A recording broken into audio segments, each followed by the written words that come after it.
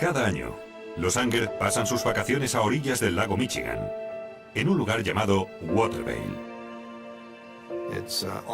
Es una especie de santuario para ellos. Ir a un sitio en el mismo estado donde aislarse del resto del mundo y volver a conectar consigo mismos y con su familia y seres queridos. Florence era responsable de créditos de un banco. Su marido, Mark, agente hipotecario, también era un famoso locutor de radio. Mark Anger conducía un programa radiofónico de deportes y se había convertido en alguien célebre en su círculo de amistades. Sus vacaciones en el 2003 eran como muchas otras. Los Anger se instalaron en su cabaña, cenaron y Mark estuvo con sus dos hijos mientras Florence salía a tomar el aire. Mark leyó un cuento a sus hijos, les cantó una canción, les acostó y les dio un beso de buenas noches. Cuando salió al porche, Florence no estaba allí. Mark pensó que Florence estaría en la casa vecina con unos amigos porque estaban las luces encendidas. No queriendo dejar solos a los niños, se fue a la cama. Cuando despertó, poco después del alba, Florence todavía no había vuelto. Llamó a los propietarios del hotel sobre las 7:30 de la mañana preguntando si habían visto a Florence. Dijeron que no. Los propietarios salieron a buscarla y hallaron el cuerpo de Florence en el lago. Entonces llamaron al 911. Hay un muerto en Watervale, una mujer que conocíamos y creo que se ha suicidado o se ha ahogado. ¿Cómo se llama? Florence Anger. Cuando llegó la policía, vio el cuerpo de Florence flotando en el lago junto a un embarcadero. La plataforma estaba a 3,5 metros de la cabina de los Anger. Al mirar hacia arriba, me fijé en la barandilla del embarcadero y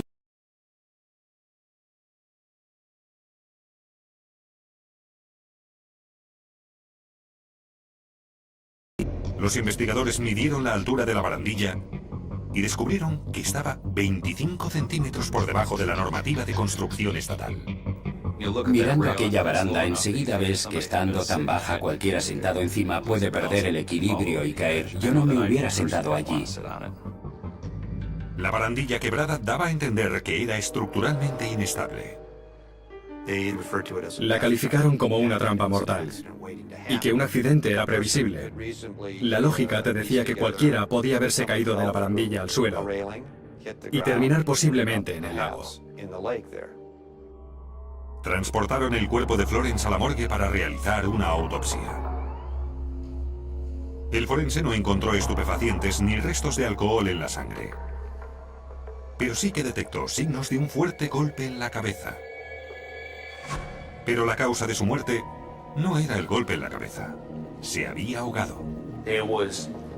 había mucho líquido como resultado de su inhalación voluntaria del agua del lago, porque se hundió. ¿Pero qué causó la muerte de Florence? ¿Era suicidio? ¿Un accidente? ¿O algo más siniestro?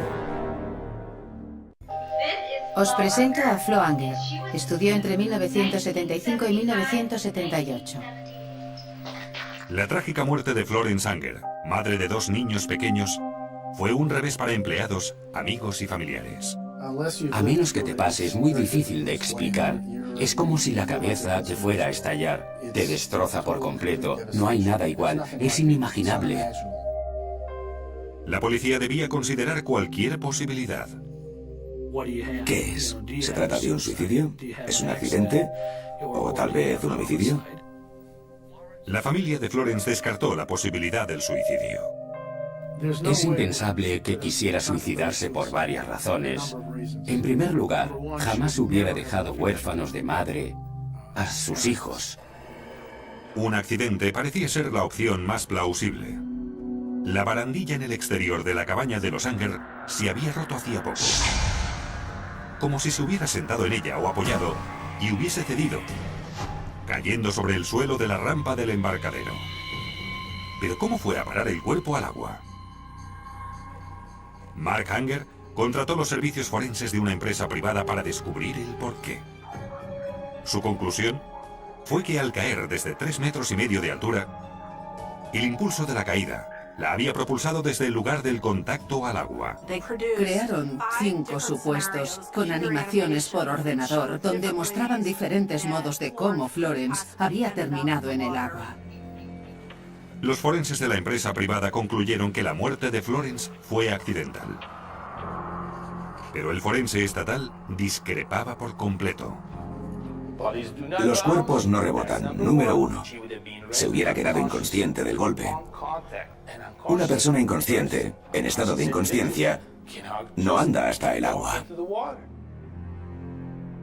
Y el doctor Dragovich advirtió que la mancha de sangre en el asfalto tenía un diámetro de casi 30 centímetros.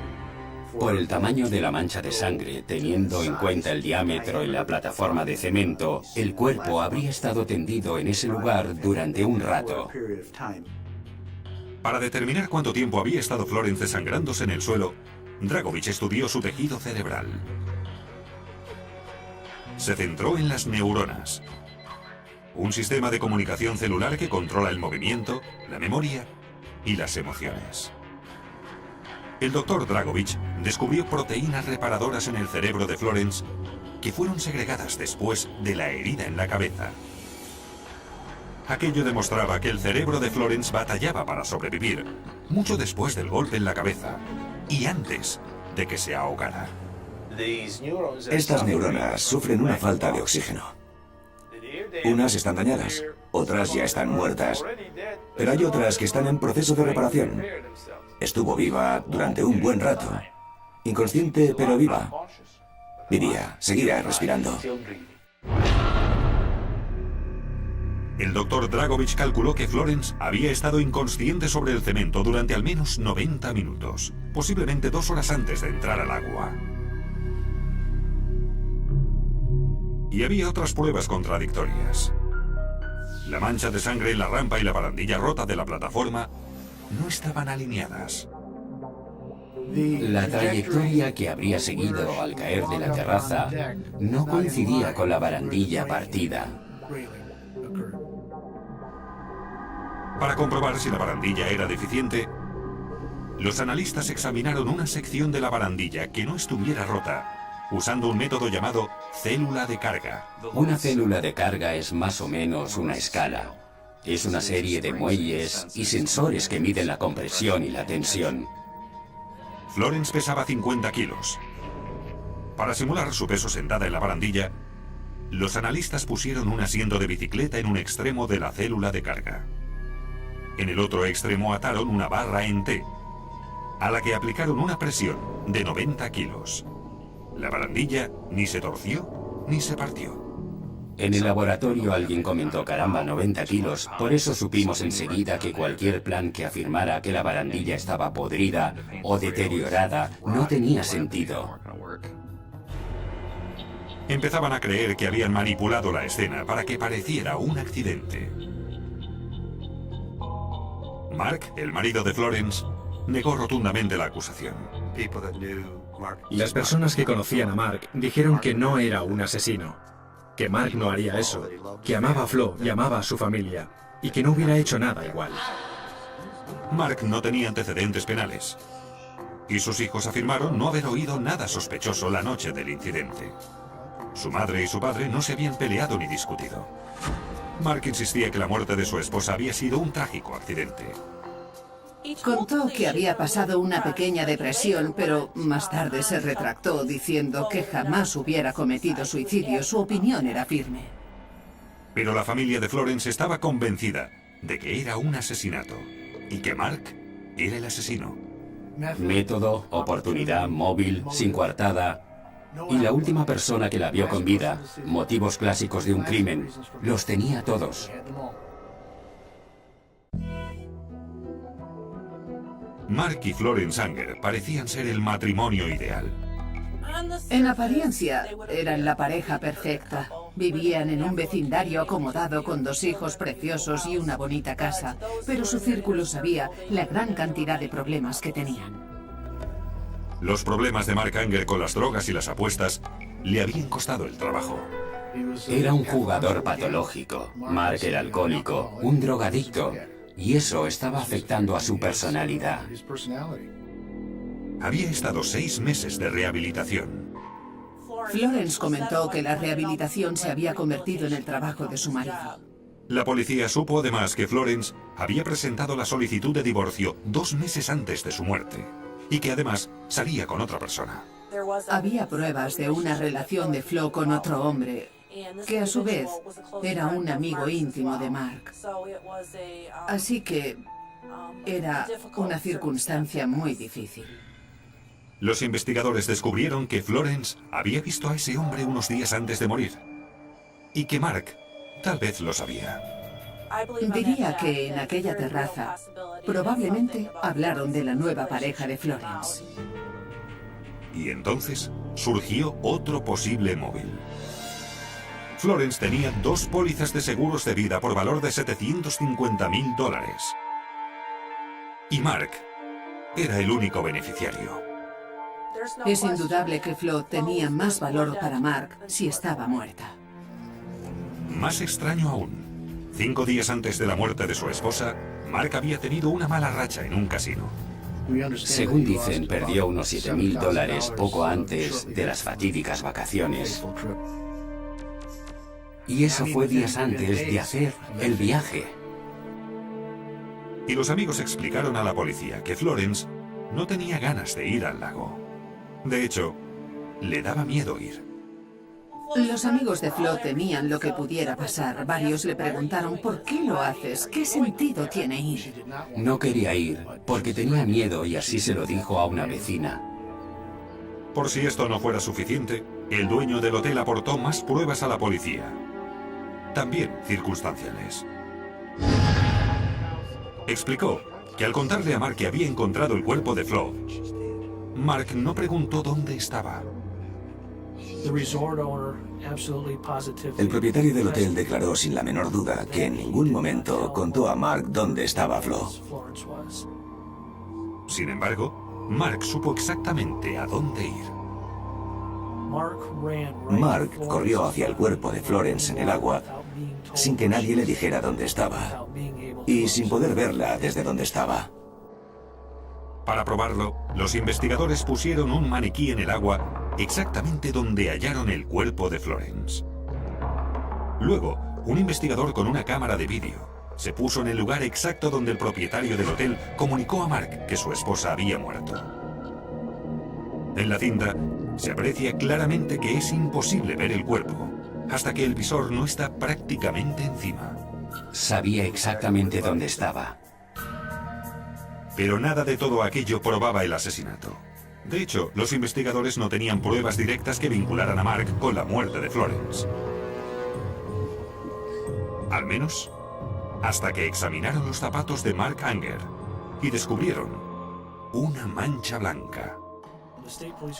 Los criminólogos de la policía estatal vieron una mancha blanca que creyeron que era pintura. Los investigadores enviaron el zapato de Mark, junto con 6 muestras diferentes de pintura que recogieron del hotel, al forense Keith Lamont. Recibí varias muestras de diferentes sitios, desde la cabaña hasta la zona del embarcadero.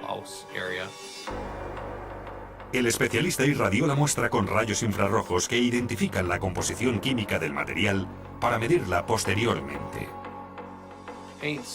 La composición de una pintura, básicamente, es un disolvente, un pigmento líquido, que es el color, y un aglutinante. Y el aglutinante es cola. Lamont descubrió que la pintura en el zapato de Mark Anger era prácticamente idéntica a la pintura en la barandilla y el poste que sujetaba la barandilla. La muestra de pintura analizada del zapato de Anger coincidía químicamente con la pintura de la barandilla.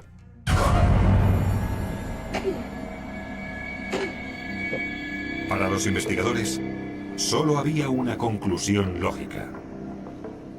Los restos de pintura en los zapatos sugieren que Mark dio una patada a la barandilla. Pero, ¿bastaba esta prueba para juzgarle?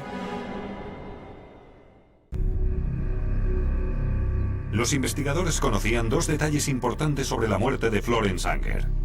Primero, los test demostraban que una mujer de 50 kilos, sentada o apoyada en la barandilla de la terraza, no podía haber hecho que se partiera. Segundo, Las pruebas forenses habían identificado proteínas reparadoras en el cerebro de Florence. Una prueba científica de que había estado desangrándose en el cemento del embarcadero alrededor de 90 minutos antes de ahogarse en el lago. El caso sentó precedente en la historia forense. Era la primera vez que se usaba inmunohistoquímica en un caso criminal. Es una ventaja ser patólogo forense a la vez que neuropatólogo. Y ser patólogo generalista, que fue donde empezó mi carrera. El mejor consejo para la policía es que considere toda la escena del crimen como un homicidio. 7 meses después de la muerte de Florence, Mark Anger fue acusado de asesinato en primer grado. Mirando las pruebas, es evidente que Mark Anger tomó la decisión premeditada de asesinar a su mujer. Sus abogados sostenían que no había caso. Causa de la muerte, ahogo. Ahogo por trauma craneal. ¿Ha cambiado de opinión? No, señor. Doctor Dragovich, ¿se lo inventa sobre la marcha? ¿Perdone? Lo que oye, ¿está inventándose este testimonio sobre la marcha? Esa es mi pregunta. No lo creo. No hay un solo testigo. No hay confesiones. No hay huellas. Los fiscales creen que Mark esperaba salvar su matrimonio. Pero piensan que Florence se negó. Mark se puso violento y la empujó por encima de la barandilla. Ella cayó 3,5 metros, golpeándose la cabeza en el asfalto. Las pruebas indican que desangrándose durante al menos 90 minutos. Mark regresó a la cabaña y acostó a sus hijos. Cuando volvió al embarcadero, probablemente le sorprendiera encontrar a Florence con vida.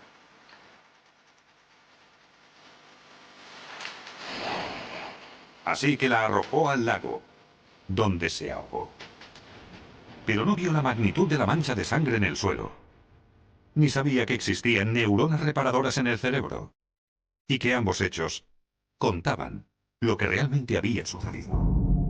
Con la intención de hacerlo parecer un accidente, Mark rompió la barandilla con el pie derecho, transfiriendo pintura a un borde del zapato. Y el lugar donde la barandilla estaba partida no concordaba con la ubicación del cuerpo. O bien Mark se enteró de la relación que Florence mantenía con otro hombre, o, si no lo sabía, ella le dijo claramente que su matrimonio se había acabado. Mark salió y la empujó al agua cuando todavía estaba con vida. Podría haber pedido ayuda en cualquier momento. No lo hizo. La dejó allí tirada. Y después de pensar qué hacer, al cabo de un rato, premeditadamente, regresó y la metió en el lago para que se ahogara.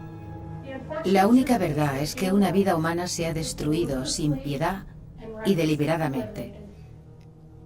Y que nunca se hará la suficiente justicia a este acto. 3 años después de la muerte de Florence, Mark Anger fue acusado de asesinato en primer grado con una sentencia de cadena perpetua, sin libertad condicional. Quedó boquiabierto. Cuando leyeron el veredicto, se quedó muy sorprendido. Creía que ese día dormiría en su casa. Me han acusado erróneamente de un crimen. Soy inocente. Los padres de Florence dicen que su muerte no debería haber sucedido jamás. La muerte de mi hija fue un suceso trágico e innecesario. Nos enseña una lección que debería aprender toda mujer que se enfrenta a un divorcio. Evitar el contacto con su futuro exmarido, a menos que sea absolutamente necesario, y hacerlo en presencia de testigos. E incluso, si es una opinión contraria al asesoramiento que haga cualquier abogado, o si no hay antecedentes ni malos tratos. Los divorcios son una situación muy volátil, y es mejor pecar de cauteloso, porque incluso un encuentro casual podría dar pie a un momento peligroso o que ponga en peligro tu vida. Los padres de Florence se encargan de la educación de sus nietos y cuidan de un jardín en su memoria. pero su tristeza es permanente. No hay un minuto del día que no la eche de menos. Y espero que reflexione sobre lo que hizo el resto de su miserable vida. Mark Anger estuvo a punto de salirse con la suya. Solo los análisis científicos del tejido cerebral y de sus zapatos garantizaron que no fuera así. No entiendo cómo pensaba que escaparía de este crimen. Poder determinar que Florence estuvo viva durante un tiempo prolongado antes de estar en el agua fue crucial. Muy importante. Fue un recordatorio excepcional de que las cosas no siempre son lo que parecen o lo que la gente quiere que parezcan. La noche del 8 de marzo de 2014. El aire húmedo del sudeste asiático cubría el aeropuerto internacional de Kuala Lumpur como una manta pesada. Los relojes marcaban las 00:51 cuando el vuelo MH160 de Malaysia Airlines se elevó desde la pista iluminada hacia la oscuridad inmensa del cielo. Era un Boeing 767-200ER, un gigante de metal que parecía invulnerable, una de las aeronaves más seguras y confiables del mundo.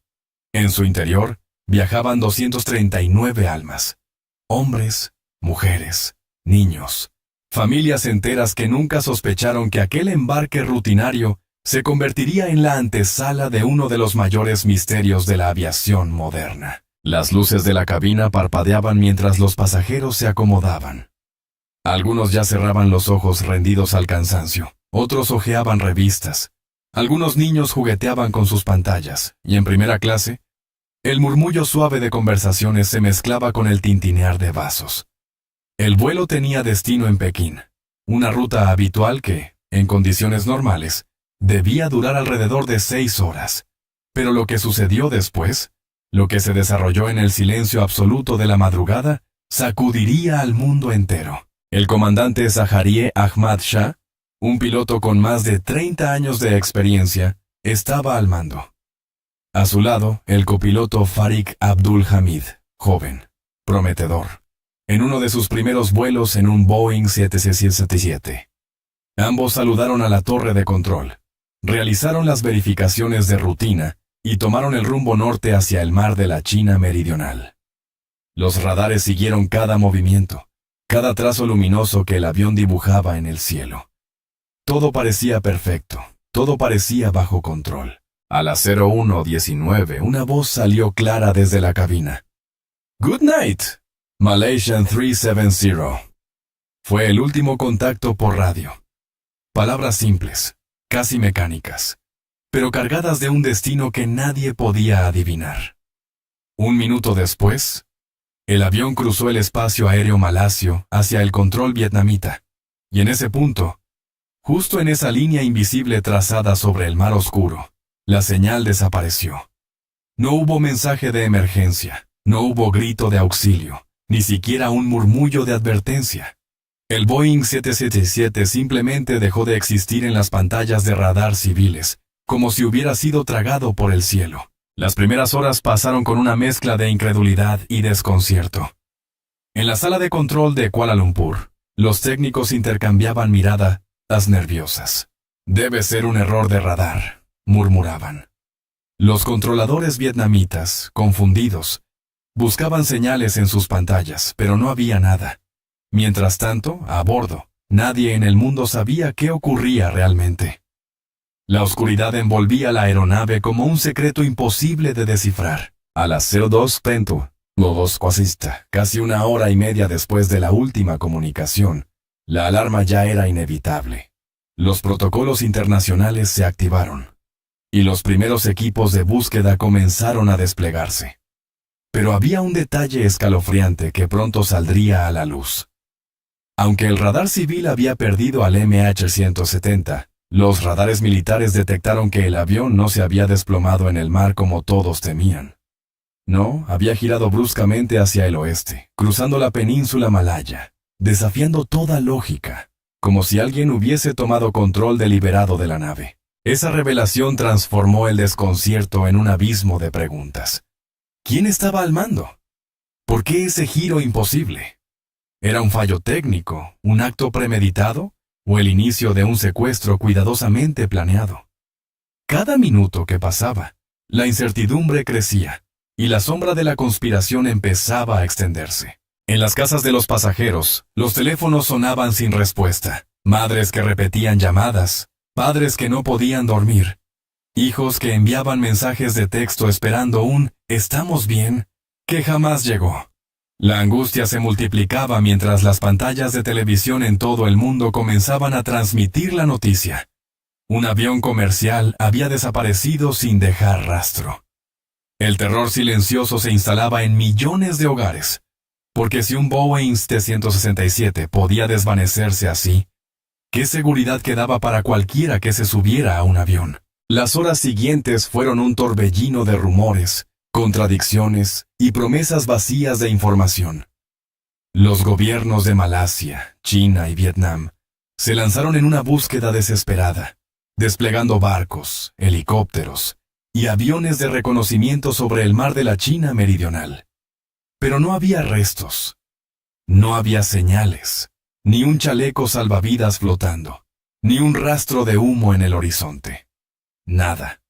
El océano se mostraba intacto, como si se burlara de los hombres que lo sobrevolaban en círculos inútiles. En medio del caos, comenzaron a surgir historias extrañas.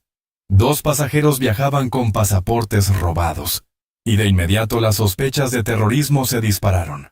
Imágenes de cámaras de seguridad mostraban a 2 jóvenes iraníes que habían abordado el avión con documentos falsificados. La prensa los señaló como posibles responsables, como sombras siniestras que quizá habían secuestrado la aeronave. Pero pronto se supo que eran migrantes buscando un futuro mejor en Europa, y que su conexión con el misterio era pura coincidencia. Sin embargo, el daño ya estaba hecho. El miedo se había multiplicado, y cada dato ambiguo alimentaba la sensación de que detrás de la desaparición había algo mucho más oscuro que un accidente. Mientras las familias aguardaban en salas abarrotadas de aeropuertos, con rostros desencajados y ojos rojos de tanto llorar, los oficiales de Malaysia Airlines balbuceaban comunicados que parecían redactados a medias, llenos de contradicciones y silencios incómodos. Había detalles que no cuadraban, tiempos que no coincidían, decisiones que se postergaban. Y con cada titubeo, la desconfianza crecía, transformando la tragedia en una herida abierta que parecía imposible de cerrar. La madrugada avanzaba hacia el siguiente amanecer. Pero en el corazón de quienes esperaban noticias, el tiempo se había detenido. La ausencia de respuestas era un tormento insoportable. ¿Habían muerto ya sus seres queridos en el fondo del mar? ¿O estaban en algún lugar desconocido, retenidos contra su voluntad? Era posible que, en pleno siglo XXI, con satélites que vigilan cada rincón del planeta, un avión de casi 70 metros de longitud simplemente desapareciera. La incredulidad se mezclaba con la rabia, y la esperanza se teñía de un miedo insoportable. Aquel amanecer del 9 de marzo marcó el inicio de una de las búsquedas más largas, costosas y frustrantes de la historia. Y, sin embargo, al mirar hacia atrás, muchos coinciden en que las primeras horas fueron las más cruciales, las más llenas de oportunidades perdidas. Si el avión había girado hacia el oeste, ¿por qué se tardó tanto en reconocerlo? ¿Por qué se concentraron tantos recursos en un mar donde no había ni una sola pista? ¿Era incompetencia, encubrimiento o algo aún más perturbador? Mientras el mundo intentaba comprender lo incomprensible, el MH-170 se convertía en una herida colectiva, en un símbolo de vulnerabilidad humana frente a lo inexplicable. Aquella noche que comenzó con un saludo rutinario en la radio terminó convirtiéndose en el inicio de un relato que aún hoy hiela la sangre. Porque no se trataba solo de un avión perdido, era la certeza de que incluso en la era de la información, hay misterios que devoran todo a su paso y que exponen la fragilidad de la verdad. El amanecer del 9 de marzo trajo consigo no la claridad, sino una espesa niebla de confusión. Las familias, reunidas en salas de espera improvisadas, recibían noticias fragmentadas, versiones que se contradecían entre sí en cuestión de minutos. Un funcionario aseguraba que había rastros en el mar. Otro, que no existía ninguna evidencia. Algunos medios difundían imágenes satelitales que mostraban supuestos restos flotando. Pero más tarde se comprobaba que eran simples sombras de nubes. Cada esperanza nacía y moría en cuestión de horas, dejando tras de sí un vacío insoportable. Mientras tanto, en los despachos de los altos mandos militares se gestaba un descubrimiento inquietante. El radar militar malasio había seguido un eco que coincidía con la trayectoria del MU-370, mucho después de que el radar civil lo perdiera. Ese eco mostraba un giro brusco hacia el oeste, cruzando la península de Malasia, atravesando el estrecho de Malaca y adentrándose en aguas donde nadie lo esperaba. El avión parecía haber seguido un camino errático, como si huyera de alguien o de algo. Esta información, en lugar de compartirse de inmediato, se mantuvo en secreto durante horas críticas, alimentando más tarde las sospechas de encubrimiento. Las reuniones entre funcionarios se tornaban tensas, casi insoportables. Algunos exigían transparencia, otros reclamaban cautela. ¿Qué pasaba en realidad dentro de esa cabina?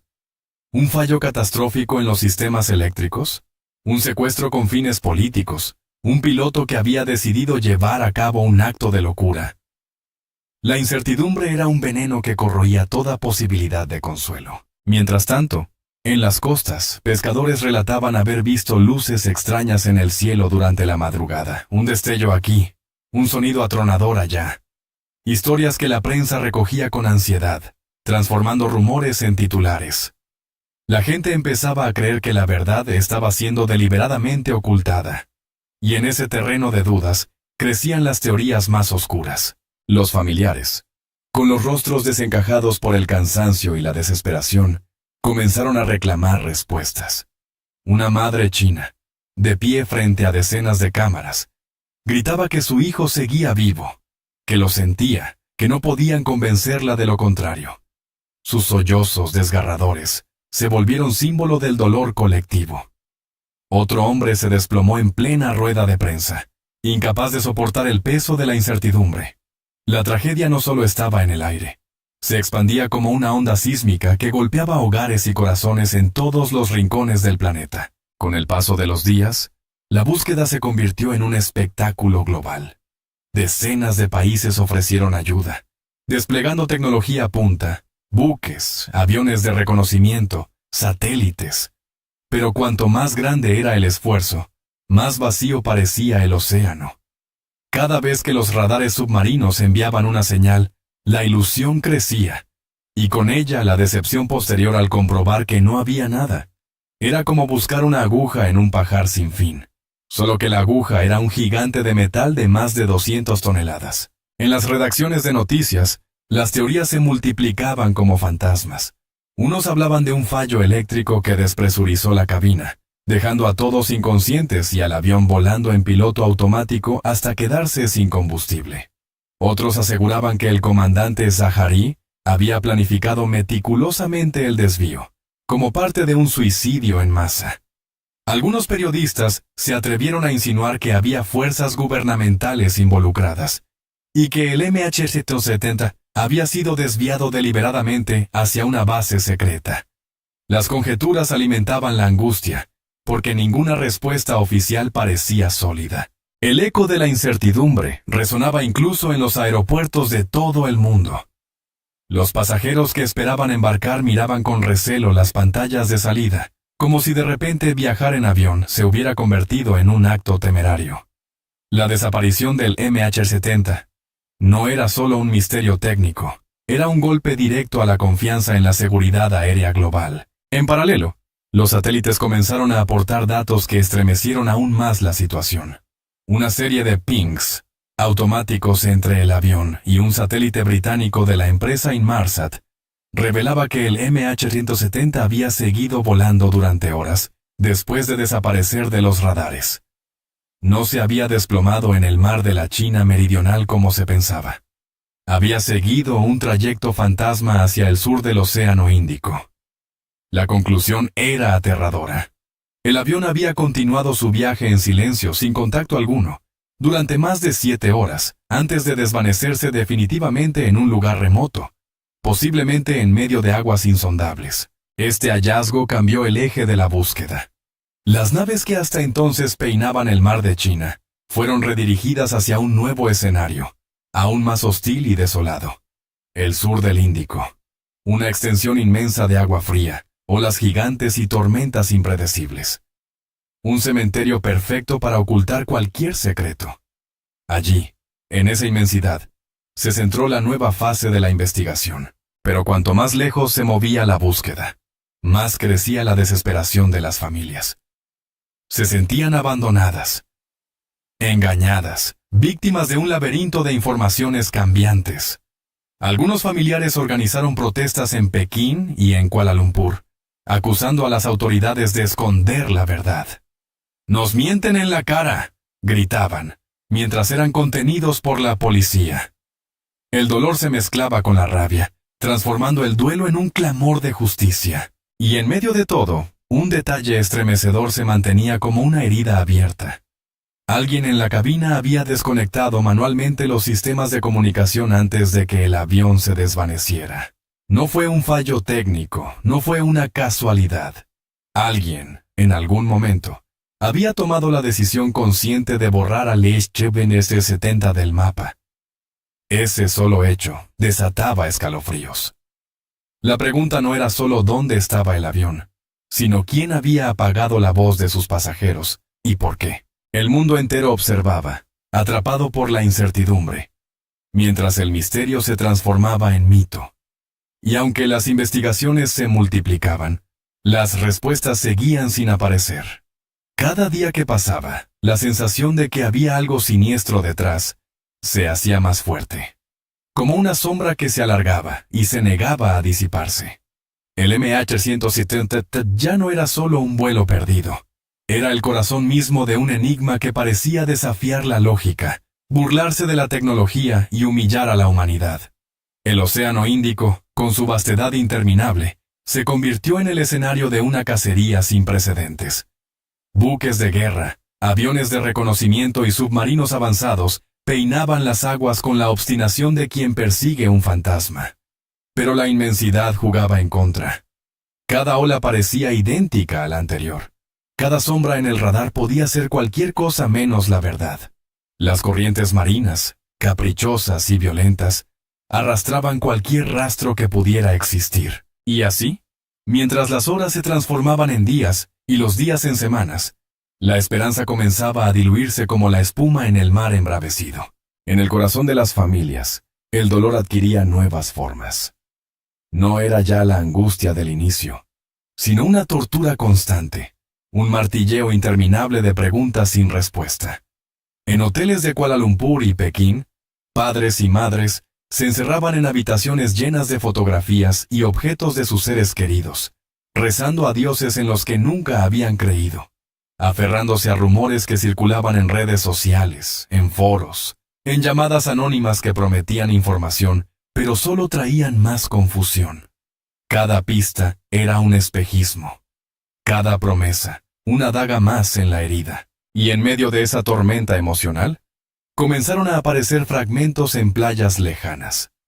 El primero fue hallado en la isla de la Reunión, a miles de kilómetros del punto inicial de búsqueda. Un flaperón, una pieza del ala que parecía pertenecer al MH-170. La noticia fue un golpe brutal. Por un lado, confirmaba que el avión había terminado en el océano. Por otro, hundía toda esperanza de que hubiera sobrevivientes. El hallazgo desató una avalancha de emociones, lágrimas, gritos, acusaciones y una nueva ola de teorías conspirativas.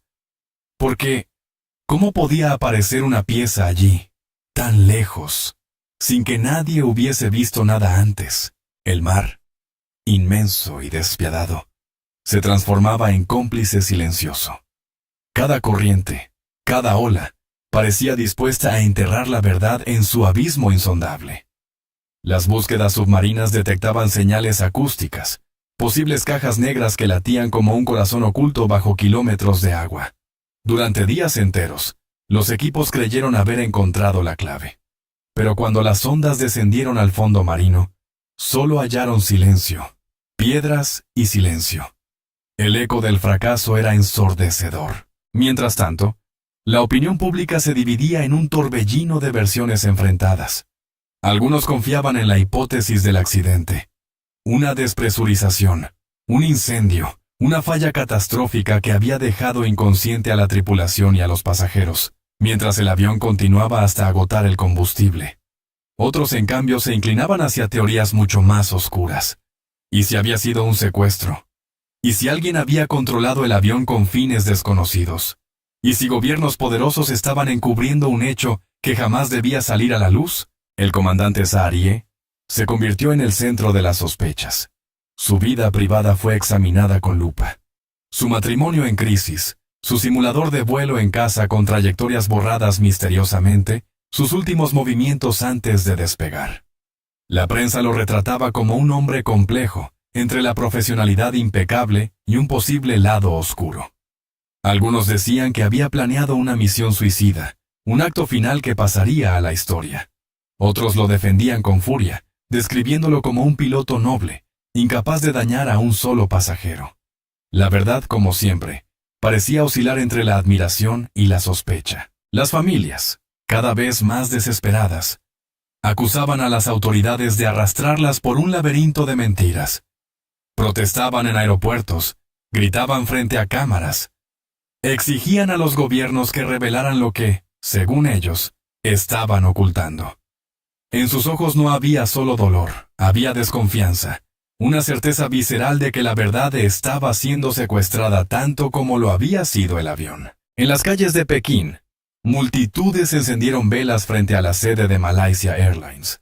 Los nombres de los pasajeros eran escritos en pancartas, repetidos como un mantra. Cada vela encendida era un grito de auxilio dirigido al cielo.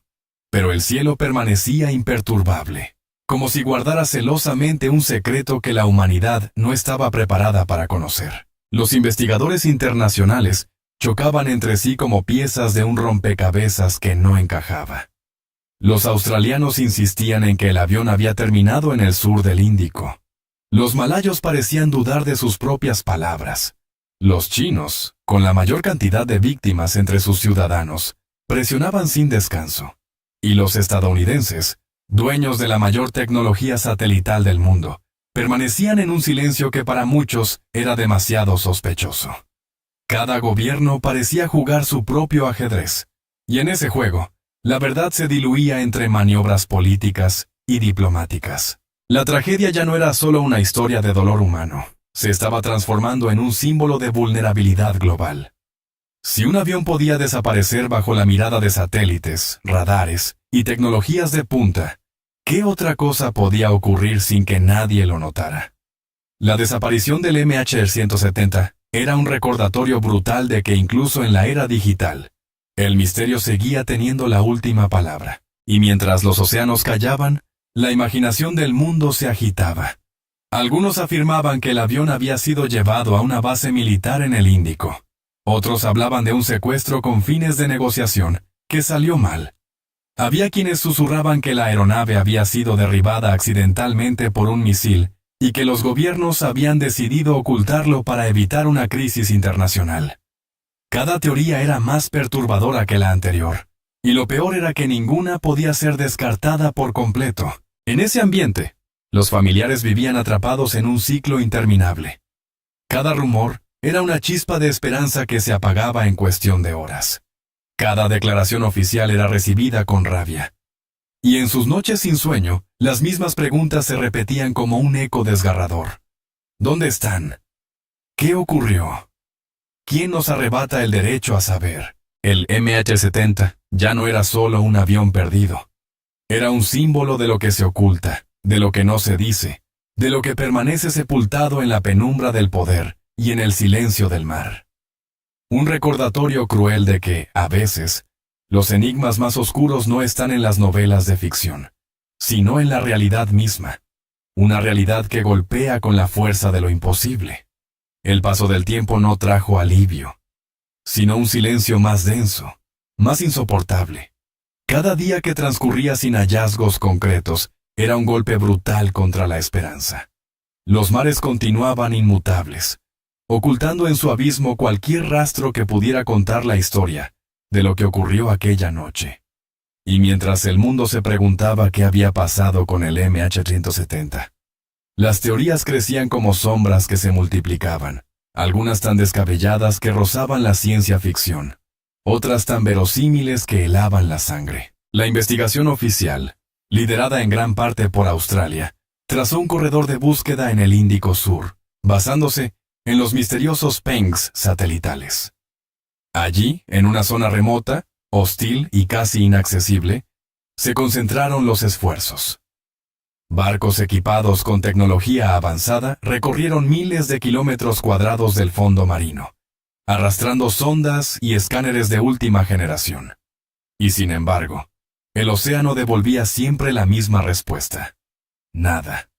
Era como si aquel coloso de metal hubiera sido engullido por el vacío. En las ruedas de prensa, los investigadores mostraban mapas, cálculos, proyecciones, pero con el tiempo su tono fue perdiendo firmeza. Cada error, cada falsa pista, minaba la confianza del público. La sensación de que alguien estaba ocultando información se volvía cada vez más fuerte. ¿Cómo podía un avión de esas dimensiones desaparecer de forma tan absoluta?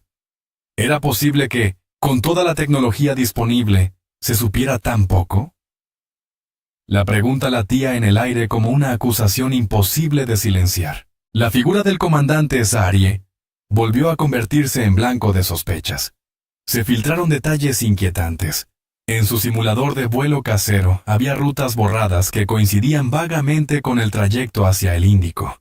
Algunos medios lo pintaron como un hombre deprimido, con una vida personal en ruinas, capaz de haber ideado una especie de vuelo suicida. Otros lo describían como un profesional apasionado, incapaz de arrastrar consigo a 238 inocentes. La imagen del piloto oscilaba entre el héroe trágico y el verdugo invisible.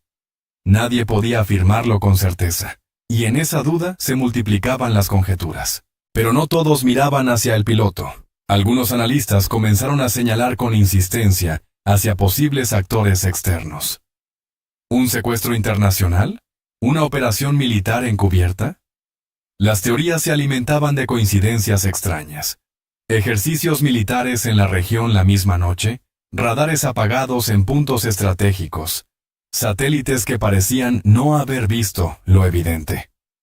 Para los más suspicaces, aquello no era una desaparición accidental, sino un secreto cuidadosamente enterrado. En paralelo, los familiares, desesperados, comenzaron a convertirse en investigadores improvisados. Organizaban foros, compartían pistas, analizaban imágenes satelitales públicas en busca de formas extrañas en el océano. Cada sombra en el agua era interpretada como un ala, un fuselaje, un pedazo del avión. Y cada desmentida oficial era recibida como una nueva afrenta, como la confirmación de que las autoridades no querían que la verdad saliera a la luz. El dolor colectivo se transformaba en un fenómeno global. En redes sociales, millones de personas compartían hipótesis, recreaban la ruta del vuelo, generaban teorías que iban desde lo plausible hasta lo delirante. Secuestros extraterrestres, portales interdimensionales, experimentos secretos. Aunque parecían absurdas, estas teorías reflejaban algo real. La incapacidad humana de aceptar que, en pleno siglo XXI, un avión pudiera desaparecer sin más. Y sin embargo, había algo aún más perturbador. Si el MH370 había volado durante horas hacia el Índico, ¿qué había ocurrido con los pasajeros durante ese tiempo? ¿Estaban conscientes? ¿Sabían que se dirigían hacia un destino fatal? La idea de cientos de personas atrapadas en una cabina, con el silencio absoluto de la noche como compañía, genera escalofríos. Algunos expertos sugerían que una despresurización pudo haberlos dejado inconscientes rápidamente. Otros imaginaban un secuestro en el que alguien mantenía el control. La sola posibilidad de que los pasajeros hubieran sentido minuto a minuto la aproximación del desastre es un pensamiento insoportable. El hallazgo de más restos en costas africanas y en islas remotas reavivó las llamas del misterio. Fragmentos de alas, pedazos del fuselaje, partes de interiores que correspondían al Boeing 767 comenzaron a aparecer. Eran como mensajes macabros enviados por el océano, pruebas irrefutables de la tragedia, pero al mismo tiempo incompletas. Restos que confirmaban el final, pero no explicaban el cómo ni el por qué. Cada pieza encontrada era un recordatorio brutal de lo que se había perdido, y de que la historia aún estaba llena de huecos. La frustración alcanzó su punto más alto cuando, tras años de búsqueda, las autoridades anunciaron el cese oficial de las operaciones en el Índico. Miles de millones de dólares invertidos, miles de kilómetros recorridos, y el resultado era el mismo. Silencio. El mar había vencido. El anuncio cayó como una sentencia en los corazones de los familiares. Muchos rompieron en llanto, otros gritaron de furia. Algunos simplemente se desplomaron en un mutismo desesperado. Abandonar la búsqueda era, para ellos, equivalente a abandonar a sus seres queridos en una tumba sin nombre. Y así, el misterio del MH370 pasó de ser una investigación activa a convertirse en una herida histórica, en un relato inconcluso que alimentaba la desconfianza y el miedo. El avión se había desvanecido en los mapas, pero seguía presente en cada conversación, en cada sospecha, en cada mirada de dolor. Porque el silencio del océano no era solo ausencia, era una presencia densa, un recordatorio de que lo inexplicable aún camina entre nosotros. Cada noche, las familias seguían soñando con la misma imagen. El avión descendiendo en algún lugar remoto, los pasajeros esperando ser rescatados, un milagro posible. Pero cada amanecer devolvía la crudeza de la realidad. Y en ese vaivén, entre la esperanza irracional y la certeza devastadora, el caso del MH370 se consolidaba como uno de los mayores enigmas del siglo. El anuncio oficial de que la búsqueda sería suspendida no cerró el caso, lo abrió aún más. Porque donde la ciencia se detuvo, el rumor creció. Donde las autoridades callaron, la imaginación colectiva gritó. El MH370, ya no solo como tragedia aérea, comenzó a convertirse en un mito moderno, un símbolo del poder del misterio frente a la arrogancia tecnológica de nuestra época. Y como sucede con todo mito, las teorías no tardaron en florecer, cada una más oscura, más desconcertante, más perturbadora que la anterior. Algunos expertos independientes insistieron en que el avión había sido secuestrado. La hipótesis no era descabellada. Alguien apagó deliberadamente los sistemas de comunicación. Alguien giró la aeronave hacia un rumbo imposible. Alguien prolongó el vuelo durante horas. ¿Con qué fin? ¿Con qué objetivo? Nadie lo sabía. Pero las posibilidades se desplegaban como un abanico siniestro. Podría haber sido un grupo terrorista, un estado enemigo, o incluso una operación clandestina de inteligencia. Los defensores de esta teoría aseguraban que el avión pudo haber aterrizado en secreto en algún lugar remoto, tal vez en una base militar oculta, donde su destino y el de sus pasajeros permanecían bajo un velo impenetrable. Otros preferían una explicación aún más aterradora. El avión no solo desapareció, sino que fue derribado. Derribado por error. Quizá por un misil en un ejercicio militar secreto. Si eso hubiera ocurrido, ¿qué harían los gobiernos involucrados? Negarlo, enterrarlo, inventar otra historia para evitar un conflicto internacional. Esta hipótesis, que parecía salida de un thriller político, encontró eco en quienes no podían aceptar que en pleno siglo XXI la verdad se perdiera en el mar. Pero lo más inquietante era la teoría de que alguien dentro de la propia cabina había tomado el control. El nombre del comandante Zaharie volvía a flotar como una sombra pesada. Si realmente había planificado todo, si había decidido desviar el avión hacia el Índico para un suicidio masivo, entonces el silencio del océano tenía una explicación brutal. Sin embargo, el perfil del piloto, su carrera, su reputación, sus colegas y amigos lo negaban con vehemencia. La imagen del capitán oscilaba entre el verdugo y la víctima, entre la conspiración y la tragedia personal. Y en esa dualidad, La verdad seguía enterrada. Mientras los expertos discutían en conferencias internacionales, las familias se convertían en voces de resistencia. Se organizaron en asociaciones, publicaron informes, contrataron investigadores privados e incluso ofrecieron recompensas a quien pudiera aportar pistas. La desesperación los había transformado en guerreros de una batalla desigual contra el silencio de los gobiernos y la vastedad del mar. Cada entrevista que daban, cada lágrima que caía frente a las cámaras era un recordatorio al mundo de que 239 personas no podían ser reducidas a un número estadístico, a un misterio más. En las noches más oscuras, el recuerdo de los pasajeros se hacía insoportable. Se hablaba de los niños que viajaban hacia unas vacaciones soñadas, de las parejas que comenzaban una nueva vida, de los trabajadores que regresaban a casa tras meses de ausencia. Historias interrumpidas de manera brutal, como si alguien hubiese arrancado páginas enteras de un libro. Y ese vacío humano era lo que más dolía, más allá de las teorías y las cifras. Eran vidas truncadas, sueños apagados en un instante de oscuridad. El eco de la tragedia se extendía más allá de las familias. Aeropuertos de todo el mundo intensificaron medidas de seguridad. Los sistemas de rastreo fueron cuestionados, y la aviación comercial enfrentó un desafío que parecía absurdo. ¿Cómo garantizar que nunca más un avión se desvaneciera sin dejar rastro? La desaparición del MH-170 obligó a replantear la forma en que se vigila el cielo. Pero al mismo tiempo reveló que incluso los avances más sofisticados pueden ser burlados por lo impredecible. Los medios, incansables, mantuvieron el caso vivo. Documentales, entrevistas exclusivas, reportajes de investigación alimentaban la fascinación global. Cada especial televisivo prometía nuevas revelaciones, pero casi siempre terminaba en el mismo punto: la incertidumbre. Y en esa incertidumbre, el caso se transformaba en un espejo oscuro de nuestra era.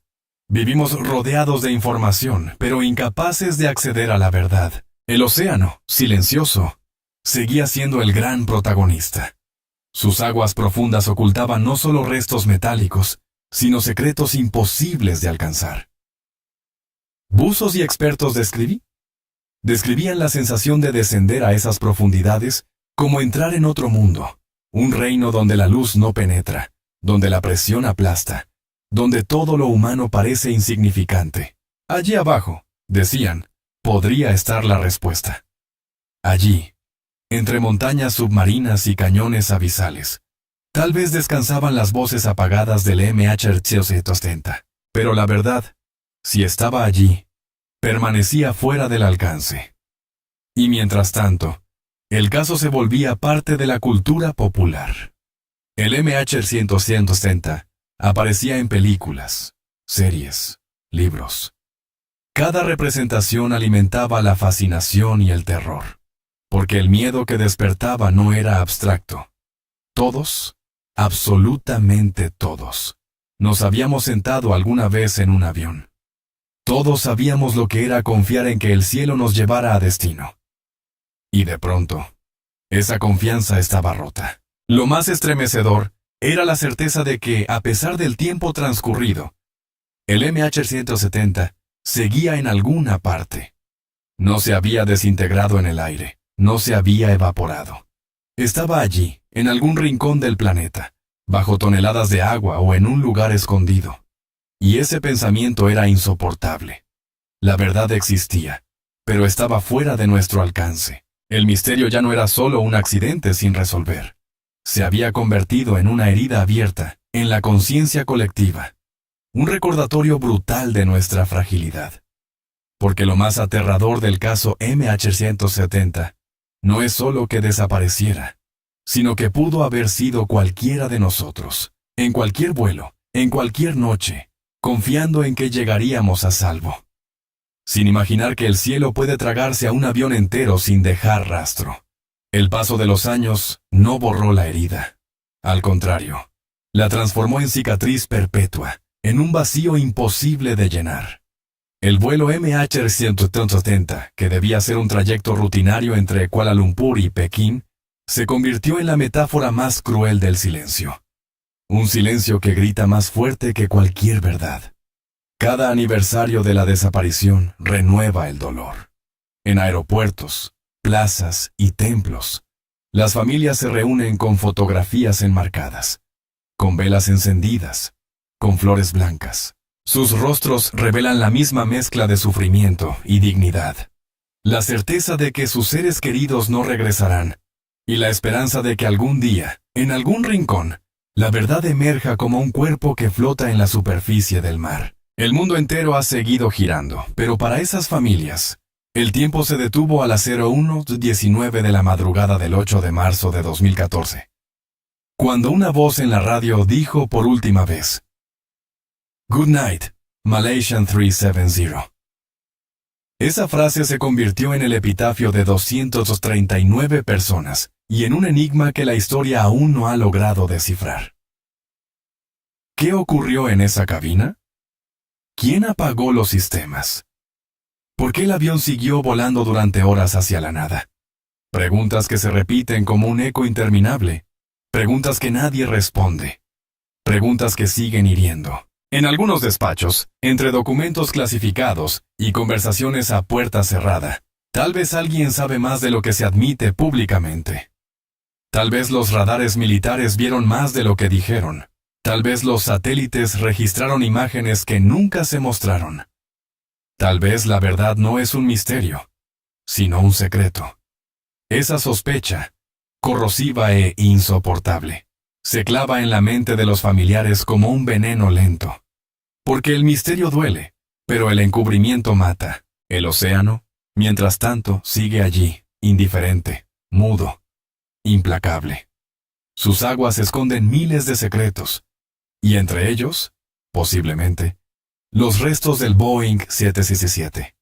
Allí abajo, a kilómetros de profundidad, entre corales que nunca verán la luz y criaturas que jamás conoceremos, podrían descansar las respuestas que tanto buscamos. Pero el mar no entrega sus tesoros con facilidad. El mar exige sacrificios, exige tiempo, exige vidas. Y el MH370, envuelto en esa oscuridad líquida, parece destinado a permanecer como un fantasma eterno. El impacto del caso no fue solo técnico o político, fue existencial. Nos enfrentó con la fragilidad de nuestra modernidad, con la paradoja de vivir en la era de la información y, sin embargo, ser incapaces de rastrear un avión. Nos recordó que la tecnología no es infalible, que los cielos siguen siendo territorio de lo imprevisible, que el azar, la locura o la conspiración pueden romper cualquier red de seguridad.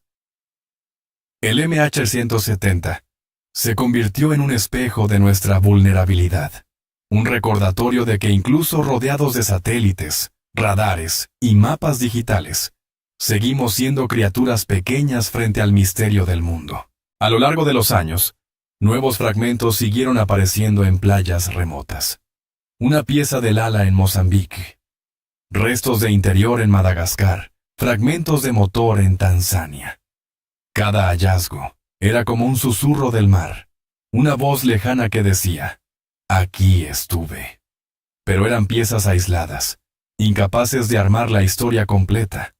El rompecabezas seguía incompleto, y quizás siempre lo estaría. Las teorías, en cambio, nunca se apagaron. Algunos investigadores aún insisten en la hipótesis del accidente por despresurización. Otros mantienen la idea del suicidio del piloto. Los más desconfiados siguen hablando de conspiraciones, de misiles, de secuestros militares. Ninguna de ellas ha sido probada. Ninguna puede descartarse por completo. Y ese terreno ambiguo es el caldo perfecto para que el misterio siga vivo, para que el caso nunca cierre del todo, para que las voces de los desaparecidos sigan resonando en cada debate, en cada documental, en cada conversación sobre lo inexplicable. En las noches tranquilas, cuando un avión cruza el cielo y sus luces parpadean sobre las ciudades dormidas, muchos miran hacia arriba y recuerdan al MH370. Imaginan aquella aeronave deslizándose en la oscuridad, avanzando hacia un destino desconocido, llevando consigo historias, sueños, risas, miedos. Y el corazón se estremece al pensar que aún hoy, en algún lugar, su eco sigue viajando entre las estrellas. El caso del MH370 no es solo un misterio aeronáutico, es una herida en la conciencia humana. Nos recuerda que hay preguntas que quizás nunca respondamos, que la verdad puede naufragar igual que un avión en el océano. Pero también nos enseña algo más, que la memoria es resistencia. Que mientras alguien siga preguntando, mientras alguien siga encendiendo una vela, mientras alguien pronuncie los nombres de los desaparecidos, el silencio no habrá vencido del todo. Y así, en cada aniversario, en cada lágrima, en cada historia contada al borde del llanto, el MH370 vuelve a volar. Vuela no en el cielo, sino en la memoria. Vuela como un espectro que nos recuerda que lo inexplicable existe, que lo desconocido nos rodea, y que hay enigmas que nunca se apagan. Porque al final, lo más perturbador del MH370 no es su desaparición, sino la certeza de que pudo ocurrir, de que ocurrió, y de que aún hoy seguimos buscándolo, no solo en el océano, sino en las profundidades más oscuras de nosotros mismos.